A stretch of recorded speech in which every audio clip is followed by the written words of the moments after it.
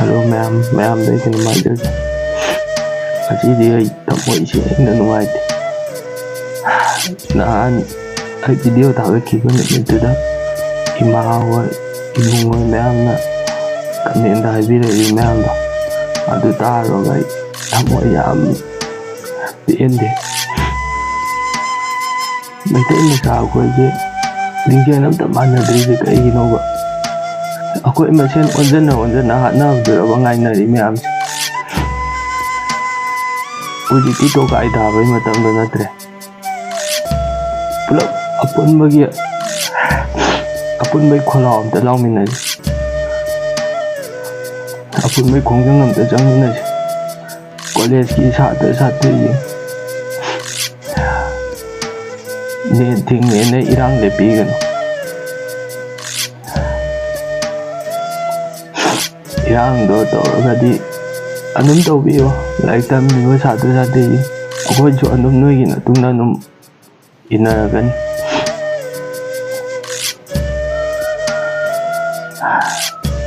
tiar gas ka pada miro le vi ti ai ga da ite mai ga da di cha ai ga da miro le vi nau tu ga le tiar gas ka pu ma tam da masado tukat papakat pa yaw man kamay tawang maniyo alang so na daigidre itay masa mawalaga adu yamna nabukin piiba adu yamna akan na rin singi to kay Ginoo paja koy mayamna noy na ako'y mayamda napakan pudoy ba dumana ching da chalaga noi na pang phudo bu ke tawge ba noi na dumai taw da noi gi na tung da koi lege doin noi gi na tung da koi le pa ga daw da koi doi no anjal laga noi na taw do kai no ba BJP sarkar gi awon bam la ka ne do chira ba loi no ma thong ma am ta khang de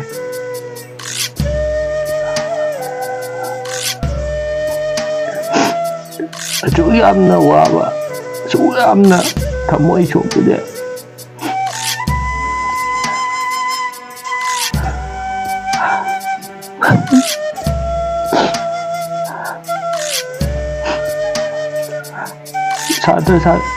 Satu jing lai riba college ki school ki satu jing jo irang do le pi gano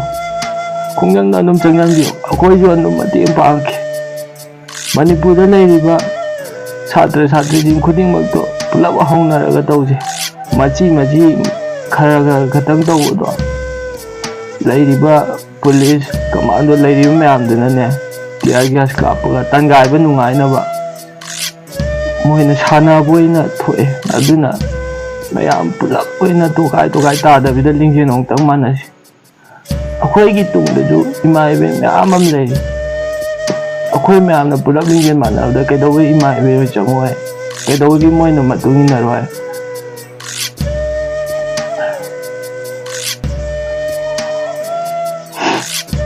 aduna satu ingin ne ting ai na irang le pi gano tau be hau do khongjang do num changjan dio ko jo num tungin da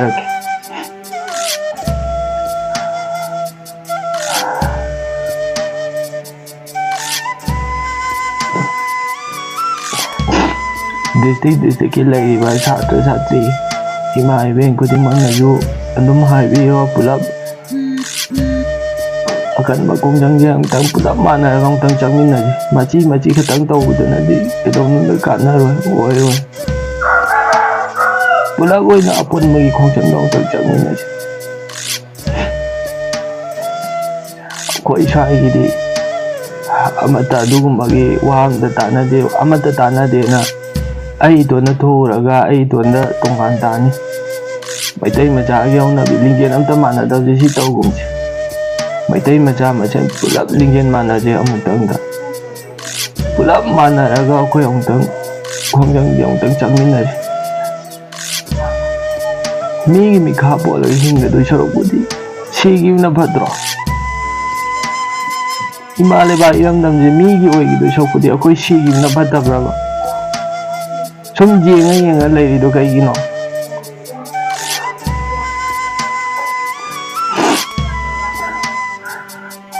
ai tauriba mayam je umada thamoy yam pen yam chot hek tauraga net ta na ba hek taur net ta net thinga kari kana ge net thinga loi ko da ba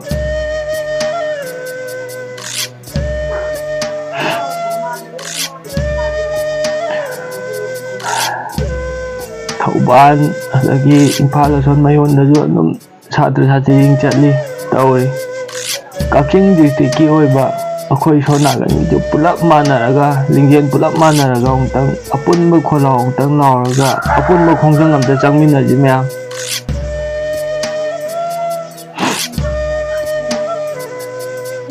thawai je kubak ta hapuga jakadawni akhoi myam akan bu khongjang changminaji myam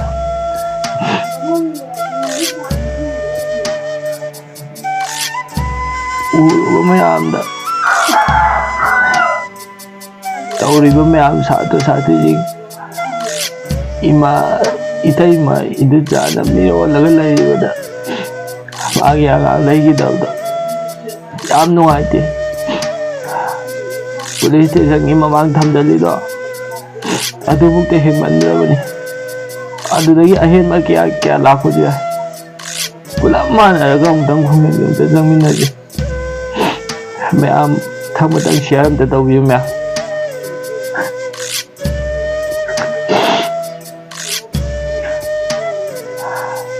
net थिंगा अमता खंगरो हाइबदो तौब नोई नोई की जगह दा खतंग थाबा अतै अतोबा जगह दा net थादबा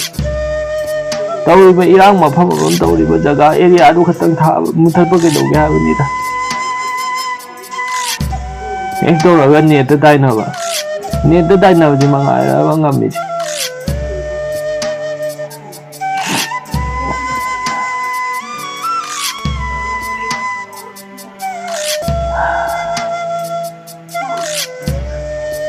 ima hoi ibung ipa myam lei myam do na cha khoi ne khongjang changbada na cha khoi gi itung inabiro Satra Satri myam am lei je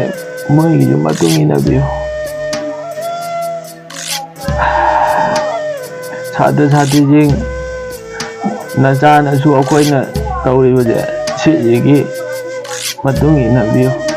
apun magi kholau do amta lauminaraga ne apun magi khongjang do amta changminade maitai maja masen oiraga moina khoida adumaina tawudo tawudu tawaningde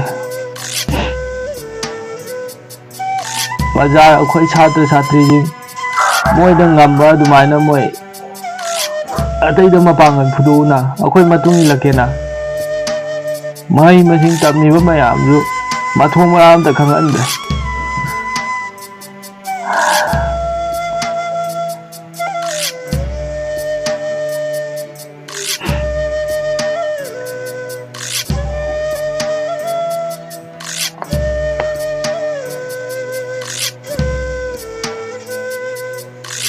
tiar gas ka kapaga tangai ba adugura banui nang ami bajar Satra Satri jing da tiar gas kapaga tangai ba dura banui nang ami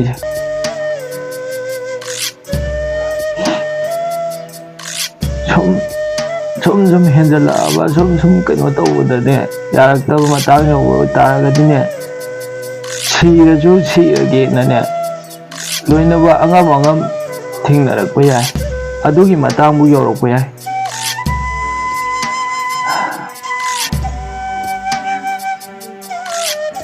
hujik Satra Satri mahayoi mayam am leirije noi na oiribado adudagi helakadawa mayam am yawini noi na thabak tawriba noi na pham pairibado adudagi helakadawa mayam am yawribani adugumba mayam do noi na ne muthatna wona bane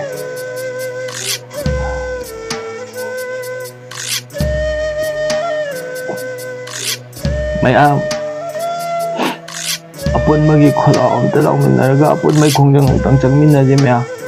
ꯄꯨꯂꯞ ꯑꯣꯏꯅ ꯑꯄꯨꯟꯕꯒꯤ ꯑꯣꯏꯅ ꯃꯅꯤꯄꯨꯔꯒꯤ ꯑꯣꯏꯅ ꯃꯌꯥꯝ ꯁꯤꯌꯔ ꯇꯧꯕꯤꯌꯣ ꯑꯗꯨꯒ ꯃꯊꯪ ꯑꯗꯨꯃꯥꯏꯅ ꯄꯥꯎ ꯂꯧꯅꯔꯒ ꯄꯨꯂꯞ ꯑꯣꯏꯅ ꯑꯃꯨꯛꯇꯪ ꯆꯪꯁꯤ ꯈꯨꯜ ꯉꯥꯛꯏꯕ ꯏꯕꯨꯡ ꯏꯄ꯭ꯋꯥ ꯏꯆꯤꯜ ꯏꯅꯥꯎ ꯃꯌꯥꯝꯗꯨꯗꯤ ꯈꯨꯜ ꯑꯗꯨꯝ ꯉꯥꯛꯆꯖꯅꯨ ꯃꯣꯏ ꯌꯥꯎꯗꯕꯤꯗ ꯑꯩꯈꯣꯏ ꯂꯩꯔꯤꯕ ꯃꯌꯥꯝ ꯁꯥꯇ꯭ꯔ ꯁꯥꯇ꯭ꯔꯤꯁꯤꯡ ꯑꯩꯈꯣꯏ ꯂꯩꯔꯤꯕ ꯃꯌꯥꯝꯁꯦ ꯄꯨꯂꯞ ꯆꯪꯉꯒ ꯏꯃꯥ ꯏꯕꯦꯟꯁꯤꯡꯗꯨ ꯑꯩꯈꯣꯏꯒꯤ ꯇꯨꯡ ꯑꯗꯨꯝ ꯏꯟꯅꯍꯟꯁꯤ ꯁꯤ ꯍꯥꯏꯔꯒ ꯂꯣꯏꯁꯤꯟꯖꯔꯒꯦ ꯃꯌꯥꯝ ꯑꯩ ꯊꯝꯃꯣꯏ ꯌꯥꯝ ꯄꯦꯟꯗꯦ ꯃꯣꯏꯒꯤ ꯃꯆꯥ ꯃꯁꯨꯗ ꯁꯣꯛꯄ ꯇꯥꯔꯒꯗꯤ ꯃꯣꯏ ꯇꯨꯃꯤꯟꯅ ꯂꯩꯒꯗ꯭ꯔꯕ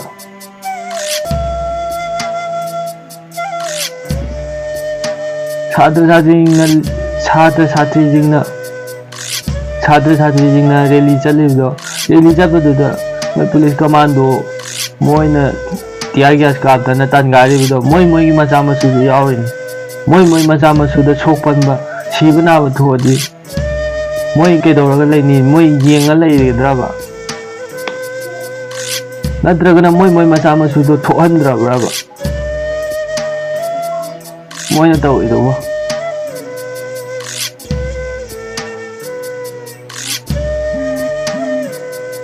ꯃꯩꯇꯩ ꯃꯆꯥ ꯃꯁꯦꯟ ꯑꯃ ꯑꯣꯏꯇꯥꯔꯒꯗꯤꯅꯦ ꯂꯤꯡꯖꯦꯜ ꯄꯨꯂꯞ ꯃꯥꯟꯅꯒꯗꯧꯅꯤ ꯃꯤꯒꯤ ꯃꯈꯥ ꯄꯣꯜꯂꯒ ꯍꯤꯡꯗꯣꯏ ꯁꯔꯨꯛꯄꯨꯗꯤꯅꯦ ꯊꯕꯛ ꯑꯃ ꯇꯧꯔꯦꯅ ꯃꯤꯒꯤ ꯃꯈꯥ ꯄꯣꯜꯂꯒꯅꯦ ꯊꯕꯛꯇꯣ ꯇꯧꯕꯗꯣ ꯑꯣꯏꯇꯥꯔꯒꯗꯤꯅꯦ ꯇꯧꯗꯕꯅ ꯁꯔꯨꯛ ꯆꯥꯝꯃꯅ ꯍꯦꯟꯅ ꯐꯩ ꯏꯃꯥ ꯂꯩꯕꯥꯛꯁꯦ ꯀꯜꯍꯧꯁꯦ ꯍꯥꯏꯕꯅꯤ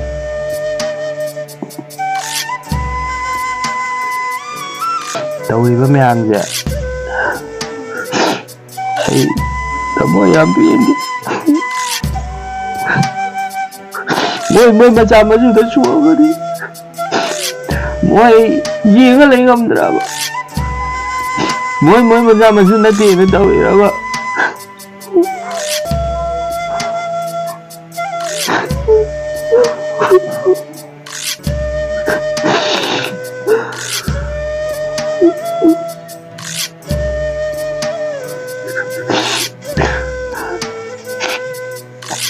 ꯃꯣꯏꯅ ꯑꯩꯈꯣꯏꯗ ꯉꯝꯃꯤꯕ ꯁꯨꯃꯥꯏꯅ ꯃꯣꯏ ꯑꯥꯗ ꯆꯠꯂ ꯉꯝꯕꯗꯤ ꯀꯩꯗꯧꯒꯦ ꯍꯥꯏꯕꯅꯤꯅ ꯃꯣꯏ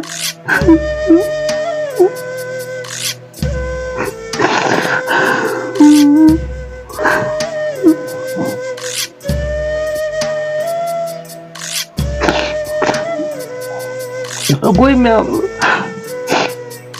ꯁꯥꯇ꯭ꯔ ꯁꯥꯇ꯭ꯔꯤꯁꯤꯡꯁꯨ ꯅꯦꯟ ꯊꯤꯡꯉꯦ ꯑꯩꯅ ꯅꯣꯏꯅ ꯆꯪꯁꯤꯜꯂꯤꯕ ꯈꯣꯡꯖꯪꯗꯣ ꯂꯦꯞꯄꯤꯒꯅꯨ ꯑꯗꯨꯝ ꯈꯣꯡꯖꯪꯗꯣ ꯑꯗꯨꯝ ꯂꯦꯞꯇ꯭ꯔꯤꯐꯥꯎ ꯆꯪꯉꯨ ꯅꯣꯏ ꯂꯦꯞꯄ ꯌꯥꯗꯦ ꯑꯩꯈꯣꯏꯁꯨ ꯅꯣꯏꯒꯤ ꯃꯇꯨꯡ ꯏꯜꯂꯛꯀꯗꯣꯏꯅꯤ ꯑꯩꯈꯣꯏꯒꯤ ꯇꯨꯡꯗꯁꯨ ꯏꯃꯥ ꯏꯕꯦꯟ ꯃꯌꯥꯝ ꯑꯃ ꯂꯩ ꯃꯣꯏꯅꯁꯨ ꯏꯟꯅꯔꯛꯀꯗꯣꯏꯅꯤ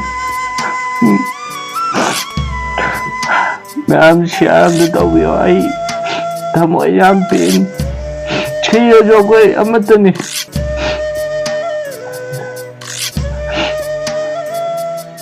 ꯑꯩꯈꯣꯏ ꯃꯁꯦꯟ ꯑꯣꯟꯖꯟꯅ ꯍꯥꯠꯄꯗꯨꯅꯤ ꯃꯣꯏ ꯃꯌꯥꯝꯅ ꯄꯥꯝꯃꯤꯁꯦ ꯃꯌꯥꯝ ꯑꯩ ꯋꯥ ꯉꯥꯡꯕꯁꯨ ꯑꯝꯇ ꯍꯩꯇꯦ ꯋꯥ ꯉꯥꯡꯕꯁꯨ ꯉꯝꯗ꯭ꯔꯦ ꯁ꯭ꯋꯥꯏꯗ ꯂꯣꯏꯁꯜꯂꯒꯦ ꯑꯩ ꯁ꯭ꯋꯥꯏꯗ ꯂꯣꯏꯁꯜꯂꯒꯦ ꯃꯌꯥꯝ ꯑꯩ ꯋꯥ ꯉꯥꯡꯕꯁꯨ ꯍꯩꯇꯦ ꯃꯌꯥꯝ ꯑꯩ ꯋꯥ ꯉꯥꯡꯕꯁꯨ ꯑꯝꯇ ꯍꯩꯇꯦ ꯑꯩ ꯁ꯭ꯋꯥꯏꯗ ꯂꯣꯏꯁꯜꯂꯒꯦ ꯃꯌꯥꯝ